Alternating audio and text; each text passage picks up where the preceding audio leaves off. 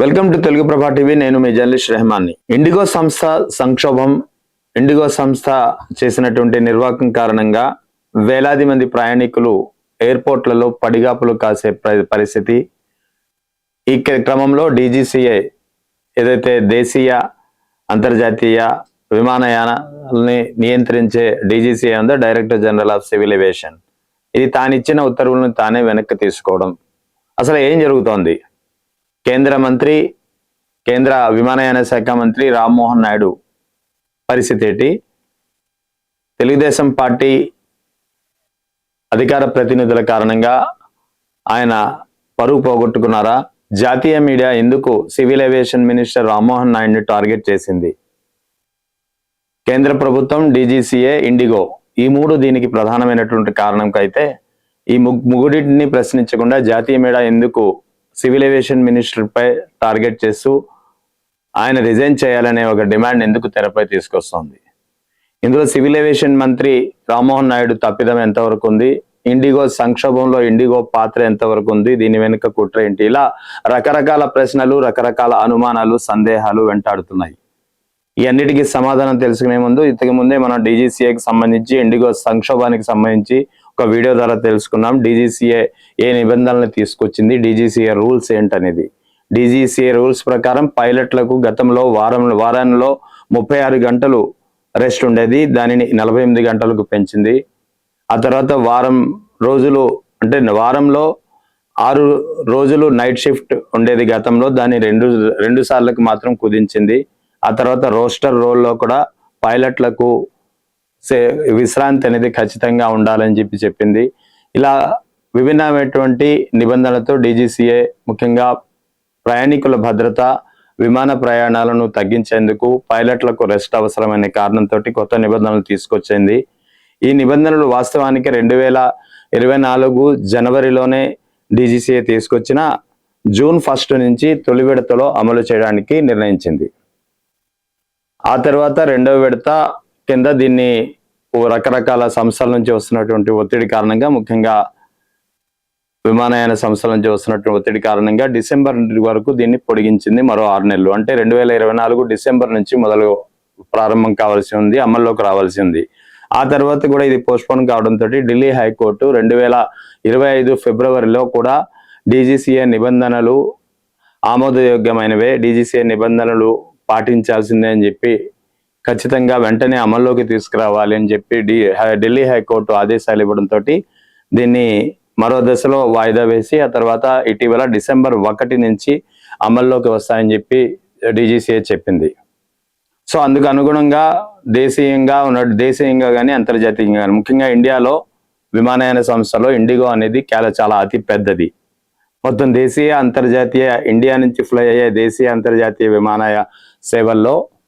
విమానయాన సర్వీసుల్లో 65% ఇండిగోదే. అంటే ఎంత పెద్ద మేజర్ స్టేక్ హోల్డర్ అనేది అర్థం చేసుకోవాలి. మిగిలిన మరో 25% ఎయిర్లైన్స్ ఏదైతే తాజాగా టాటా చేతికి చిక్కిందో అది. అంటే ఇక 2 ప్రైవేట్ ఎయిర్వేస్ సంస్థలు మోనోపలితో విమానయానాన్ని శాసిస్తున్న పరిస్థితి. అందుకే డీజీసీఏ నిబంధనలు తీసుకొచ్చిన, డీజీసీఏ రూల్స్ తీసుకొచ్చిన తగిన పైలట్ల కొరత అయితే ఉంది. పైలట్లను తగినంతగా, అంటే వీరికి ఎన్ని సర్వీసులు ఉన్నాయో ఆ సర్వీసులకు తగ్గట్టుగా పైలట్లను నియమించుకోవడంలో జాప్యం చేసిన తర్వాత హఠాత్తుగా డిసెంబర్ 1 నుంచి కొత్త రూల్స్ అమల్లోకి రావడంతో పైలట్ల కొరత ఏర్పడి విమాన సర్వీసులను నడపలేక చేతులు ఎత్తేసింది. రోజుకి 500-600 విమానాలను రద్దు చేస్తూ ప్రయాణికులను తీవ్ర ఇబ్బందులు పడేలా పరిస్థితికి క్రియేట్ చేసింది.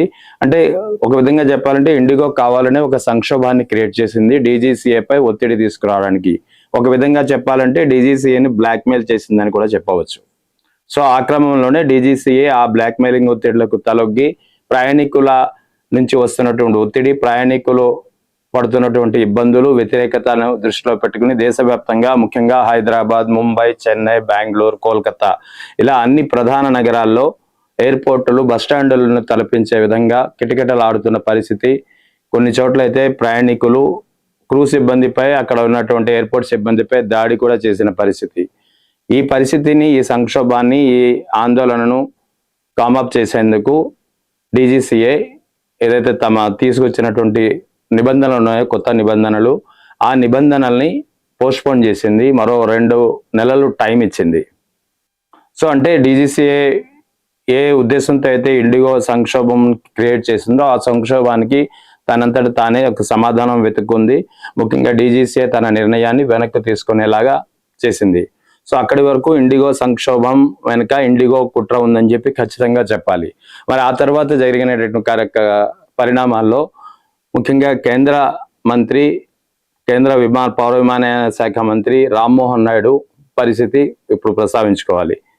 ఈ క్రమంలో ఇండిగో సంక్షోభం నేపథ్యంలో, విమానాశ్రయాల్లో ప్రయాణికులు పడుతున్న బాధల నేపథ్యంలో, ఇబ్బందుల నేపథ్యంలో దాదాపు 4 రోజుల తర్వాత జాతీయ మీడియా, నేషనల్ మీడియా మేల్కొంది. 4-5 రోజుల తర్వాత నేషనల్ మీడియాకి ఇదొక కీలకమైన అంశంగా తోచినట్టుంది. ఒక్కసారిగా డిబేట్లు ప్రారంభించింది.